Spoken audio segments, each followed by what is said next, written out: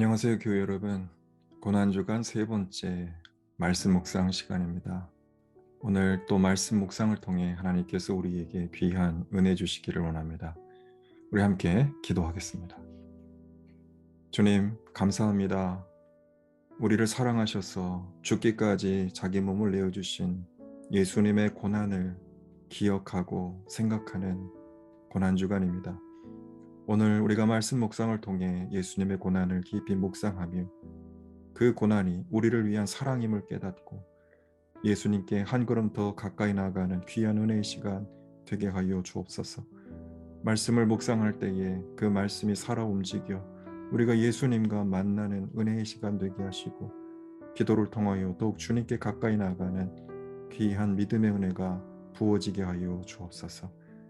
우리의 모든 마음과 생각을 주장하시고 우리와 함께하여 주실 주님께 감사 영광 돌려드리며 예수님의 이름으로 기도합니다. 아멘. 찬송가 151장 우리 같이 찬송하겠습니다. 찬송가 151장입니다.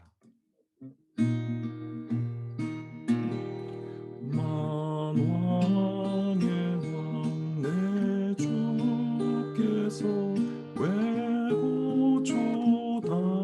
고초당했나. 이 벌레 같은 날 위해 그 보혈을 흘렸네. 십자가 내가 조금 볼 때에 나의 맘의 큰 고통 사라져.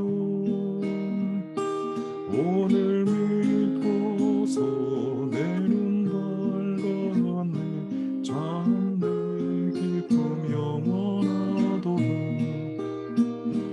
주 십자가 못 박힘은 속죄함 아닌가. 그 긍휼함과 그 은혜 말할 수 없도다.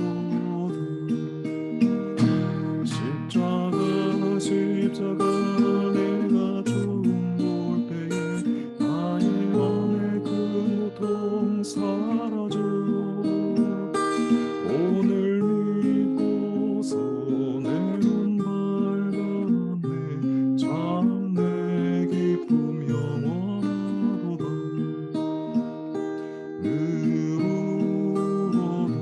누구로도 그 큰 은혜 알아볼 수 없네. 나 주님께 몸 바쳐서 주의 이름 쓰리. 십자가 내가 조금 볼 때에 나의 맘의 큰 고통 사라져. 오늘 믿고서 내 눈 밝았네. 참 내 기쁨 영원하도다. 십자가 내가 조금 볼 때에 나의 맘의 큰 고통 사라져. 오늘 믿고서 내 눈 밝았네. 참 내 기쁨 영원하도다. 아멘. 오늘 우리 함께 읽을 성경 말씀은 마가복음 14장 53절로 72절까지 말씀입니다. 제가 말씀 읽을 때 하나님의 계시 음성을 듣게 되시기를 바랍니다. 그들은 예수를 대제사장에게로 끌고 갔다. 그러자 대제사장들과 장로들과 율법학자들이 모두 모여들었다. 베드로는 멀찍이 떨어져서 예수를 뒤따라 대제사장의 집 앞마당에까지 들어갔다. 그는 하인들과 함께 앉아 불을 쬐고 있었다. 대제사장들과 온 의회가 예수를 사형에 처하려고 그를 고소할 증거를 찾았으나 찾아내지 못하였다. 예수에게 불리하게 거짓으로 증언하는 사람이 많이 있었지만 그들의 증언은 서로 들어맞지 않았다. 더러는 일어나서 그에게 불리하게 거짓으로 증언하여 말하기를 우리가 이 사람이 말하는 것을 들었는데 내가 사람의 손으로 지은 이 성전을 허물고 손으로 짓지 않은 다른 성전을 사흘 만에 세우겠다 하였습니다. 그러나 그들의 증언도 서로 들어맞지 않았다. 그래서 대제사장이 한가운데 일어나서 예수께 물었다. 이 사람들이 그대에게 불리하게 증언하는데도 아무 답변도 하지 않소? 그러나 예수께서는 입을 다무시고 아무 대답도 하지 않으셨다. 대제사장이 예수께 물었다. 그대는 찬양을 받으실 분의 아들 그리스도요? 예수께서 말씀하셨다. 내가 바로 그이요. 당신들은 인자가 전능하신 분의 오른쪽에 앉아 있는 것과 하늘의 구름을 타고 오는 것을 보게 될 것이요. 대제사장은 자기 옷을 찢고 말하였다. 이제 우리에게 무슨 증인들이 더 필요하겠소? 여러분은 이제 하나님을 모독하는 말을 들었소. 여러분의 생각은 어떠하오? 그러자 그들은 모두 예수는 사형을 받아야 마땅하다고 정죄하였다. 그들 가운데서 더러는 달려들어 예수께 침을 뱉고 얼굴을 가리고 주먹으로 치고 하면서 알아맞추어 보아라 하고 놀려대기 시작하였다. 그리고 하인들은 예수를 손바닥으로 쳤다. 베드로가 안뜰 아래쪽에 있는데 대제사장의 한역 가운데 하나가 와서 베드로가 불을 쬐고 있는 것을 보고 그를 빤히 노려보고서 말하였다. 당신도 저 나사렛 사람 예수와 함께 다닌 사람이지요? 그러나 베드로는 부인하여 말하였다. 네가 무슨 말을 하는지 나는 알지도 못하고 깨닫지도 못하겠다. 그리고 그는 바깥들로 나갔다. 그 하녀가 그를 보고서 그 곁에 서 있는 사람들에게 다시 말하였다. 이 사람은 그들과 한패입니다. 그러나 그는 다시 부인하였다.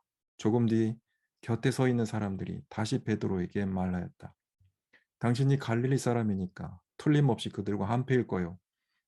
그러나 베드로는 저주하고 맹세하여 말하였다. 나는 당신들이 말하는 그 사람을 알지 못하오. 그러자 곧 닭이 두 번째 울었다.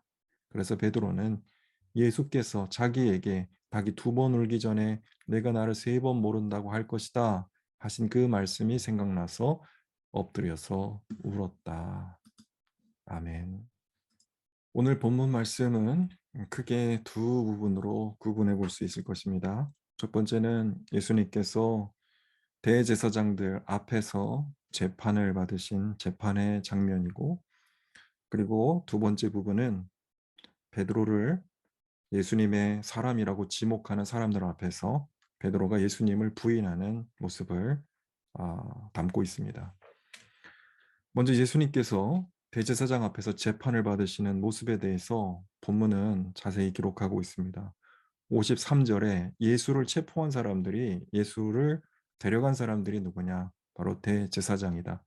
바로 이 대제사장들이 이들을 사주해서 예수를 체포하게 한 예수 재판의 주동자다라는 사실을 알 수가 있습니다. 그런데 대제사장들뿐만이 아니었습니다. 그들과 함께 예수를 신문하기 위해서 모여든 사람들이 있습니다. 53절에 보면 장로들과 율법학자들, 바로 이 사람들이 대제사장들과 공모해서 예수를 체포하고 재판에 넘긴 사람들입니다. 이들은 이미 재판의 결론을 짜맞춰 놓고 있었습니다. 이들은 예수를 사형에 처할 그런 결론을 미리 내려놓고 사형을 받게 할 만한 거리, 즉 증거를 찾기 위해 혈안이 되어 있었다. 그래서 예수님의 재판은 결론이 이미 내려진 재판, 이미 만들어진 결론에 짜맞춘 불의한 재판이라는 사실을 성경은 보여주고 있습니다.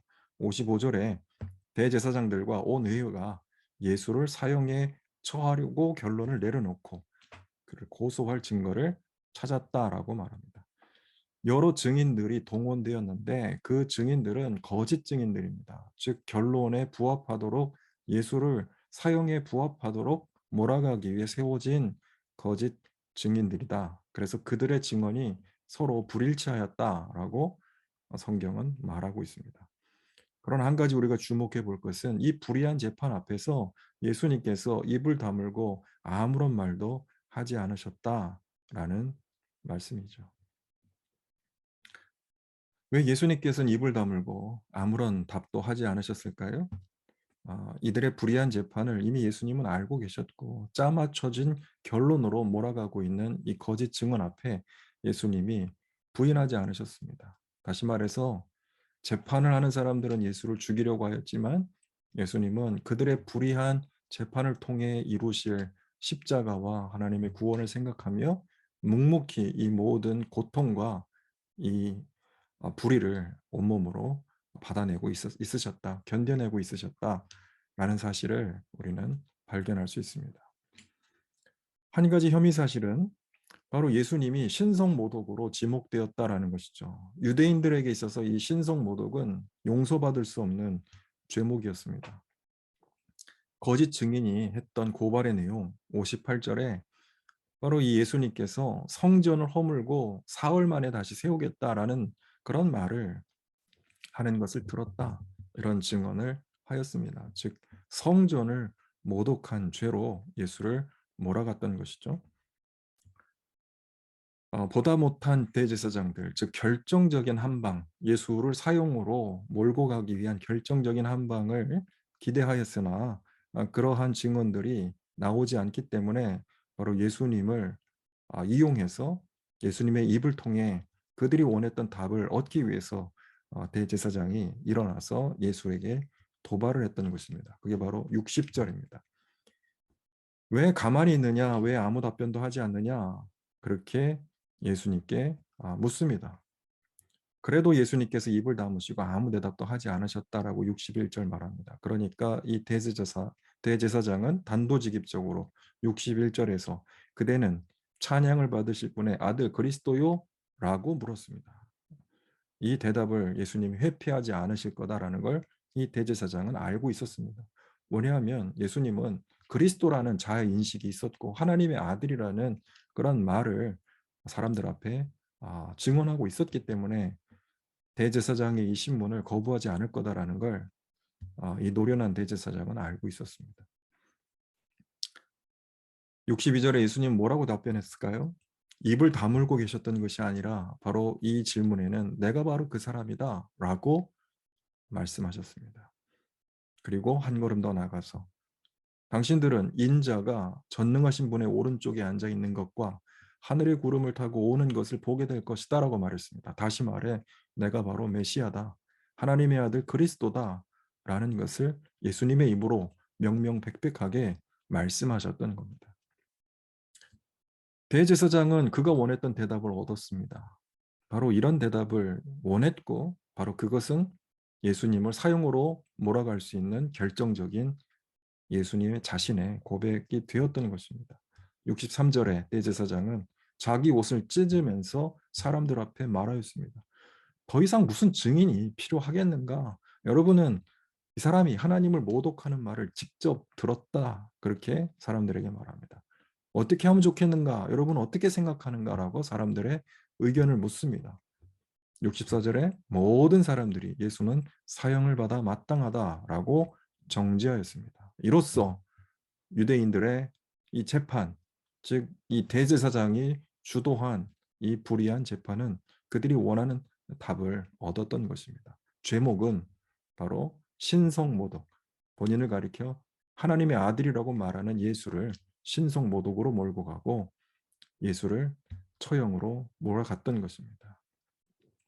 65절에 유대인들은 예수께 달려들어 침을 뱉고 얼굴을 가리고 주먹으로 때리면서 누가 때렸나 맞춰보라 라고 조롱을 하였습니다. 그리고 심지어 하인들까지도 예수님을 손바닥을 치며 예수를 모욕을 했습니다. 베드로는 54절에 보니까 멀찍이 예수님을 뒤따라서 앞마당까지 대제사장의 집 앞마당까지 들어와 있었습니다.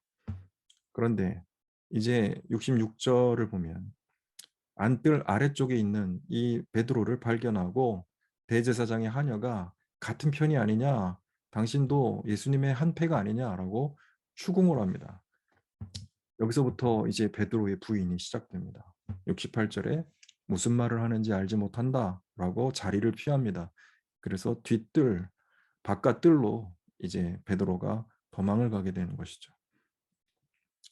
그랬을 때 또 주변 사람들이 이 사람은 분명히 예수님과 한패다라는 사실을 주위 사람들에게 이 하인이 말을 하고, 사람들 역시 70절에 당신 갈릴리 사람이니까 예수님과 한패다라고 그렇게 말합니다. 그랬더니 71절에서 베드로는 나는 당신들이 말하는 그 사람을 알지 못합니다 라고 말하면서 예수님을 저주하면서 부인하였다라고 성경은 이야기하지요. 그러자 72절에 닭이 두 번째 울고 그때 베드로는 예수님이 하신 말씀이 생각났다. 닭이 두 번 울기 전에 내가 나를 세 번 모른다고 할 것이다 라는 그 말씀이 생각이 났고 베드로는 엎드러서 울었다. 그렇게 나옵니다. 저는 이 베드로의 눈물, 이 눈물이 실패의 눈물이었고 또 자기를 향한 안타까움의 눈물이었지만 결국 그가 예수님 앞에 회개하게 하는 그런 눈물이었다 생각합니다. 아마 예수님은 베드로의 이 마음을 바로 예수님 앞에 회개하는 그 마음을 위해서 미리 사전에 베드로가 예수님을 부인할 것을 그에게 알려주셨는지 모릅니다.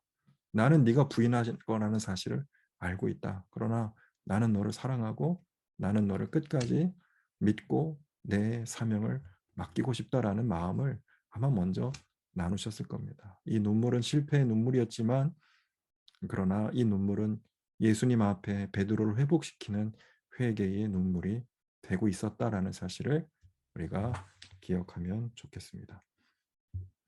사랑하는 성도 여러분, 예수님은 이 불의와 또 이런 모욕과 이런 엄청난 고통 앞에 노출되어 있었지만 요동하지 않고 흔들리지 않고 끝까지 하나님 앞에서 메시아됨을, 그리스도됨을 사람들 앞에 당당히 증거하시고 선포하셨습니다. 우리가 바로 예수님의 이 모습을 본받기를 원합니다. 불의한 세상 속에서 불의에 타협하거나 또 고통 많은 세상 속에서 우리가 하나님을 부인하는 삶이 아니라 어떠한 형편과 상황에서도 하나님의 자녀임을 우리가 고백하고 사람들 앞에 믿음의 진리의 삶을 살아갈 수 있는 여러분과 또 우리 자신이 되기를 원합니다. 그리고 우리가 예수님을 부인하는 이런 베드로의 모습 속에서 우리도 예수님을 부인하고 멀리했던 우리 자신의 삶은 없었는지 돌아봤으면 좋겠습니다. 그러나 우리가 예수님을 멀리하고 부인할지라도 주님은 그런 우리를 긍휼히 여기시고 붙잡아 주시는 주님이심을 우리가 믿기 원합니다. 그리고 우리를 회복시키시고 또 우리를 다시 세우시는 주님의 그 따뜻한 은혜와 사랑을 기억하는 그런 시간이 되기를 원합니다. 우리가 주님 앞에서 우리 자신을 놓고 기도하는 가운데 주님의 말씀을 생각하며 눈물을 흘릴 수 있는 우리들 되기를 바랍니다. 그리고 주님 앞에 흘리는 그 눈물이 우리 자신을 돌아보고 주님 앞에 우리를 다시 세우게 하는 주님의 은혜의 통로가 될 수 있기를 바랍니다. 우리 시간 이 기도 제목을 놓고 우리 말씀을 생각하며 함께 기도하기 원합니다. 기도하시면서 우리 자연스럽게 우리 세 번째 묵상의 시간 마무리했으면 좋겠습니다. 우리 같이 기도합시다.